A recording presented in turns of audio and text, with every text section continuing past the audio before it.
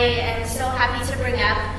Her name is Stephanie Faso. She's a sociology major and will be transferring to San Jose State University here in the fall. She's an ambassador for the Print Cromage Company, a company dedicated to providing products and support to individuals with communication challenges.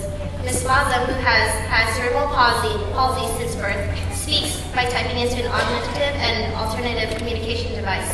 With the support of a speech-language pathologist, Ms. Faso gained proficiency in word recognition, grammar, sentence structure, and social skills. It is my absolute pleasure to bring Ms. Stephanie Faso up to speak for us.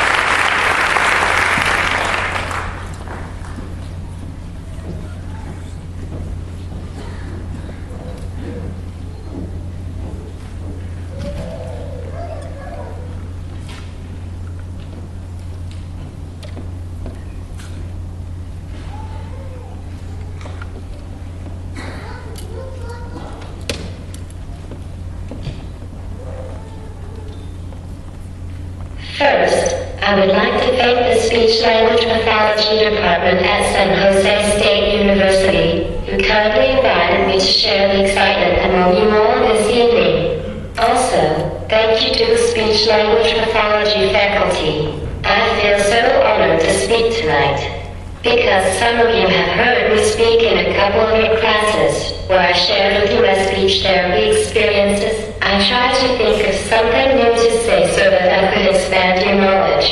So, I thought for a while how I could re-inspire all of you within a short amount of time. I'm willing to share with every one of you tonight 4 pieces of advice from experience in speech therapy as a speech client throughout my childhood. The first advice is to never give up.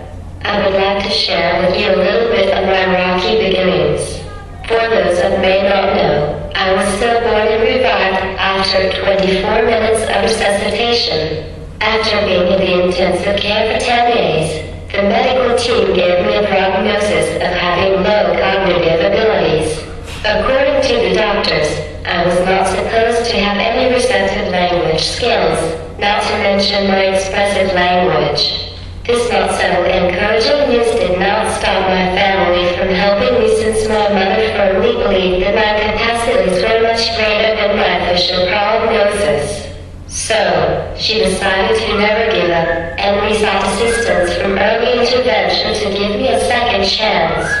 My earlier intervention consisted of several types of therapies, including speech therapy, for 6 days a week.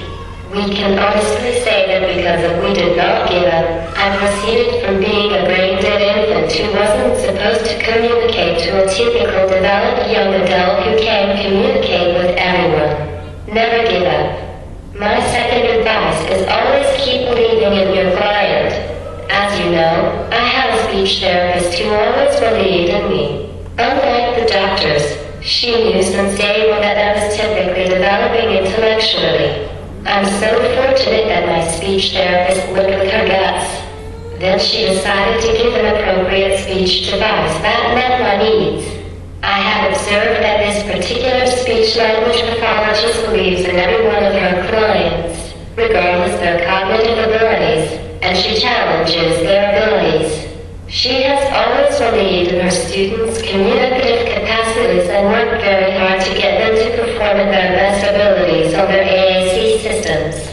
She believes in all of the students that she had and is proactive with getting the appropriate AAC system for them and teaching them how to communicate with endless patience.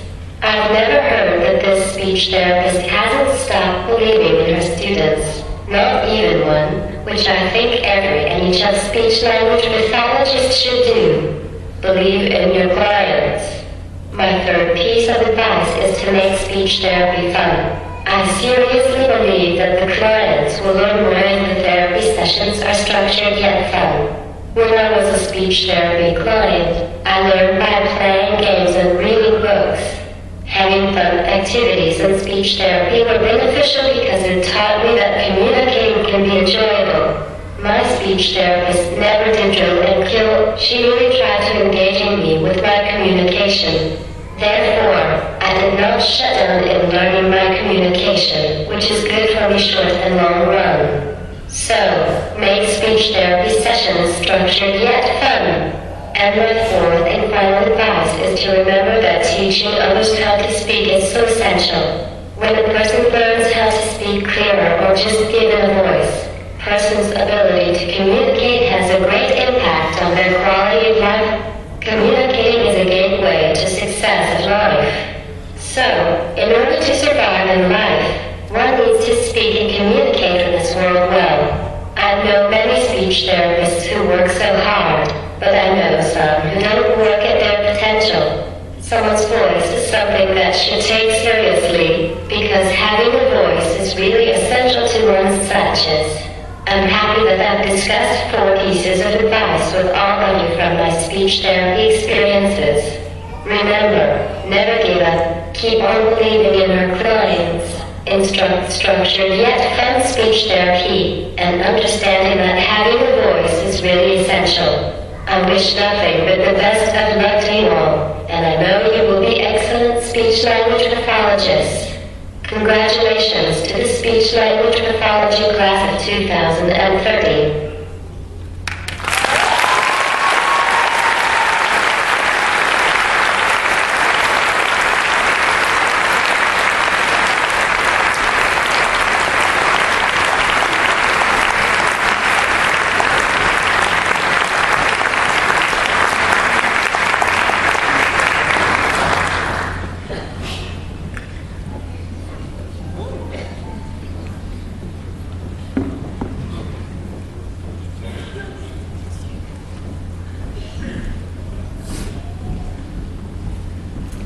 Now is that moment we've all been waiting for, the time that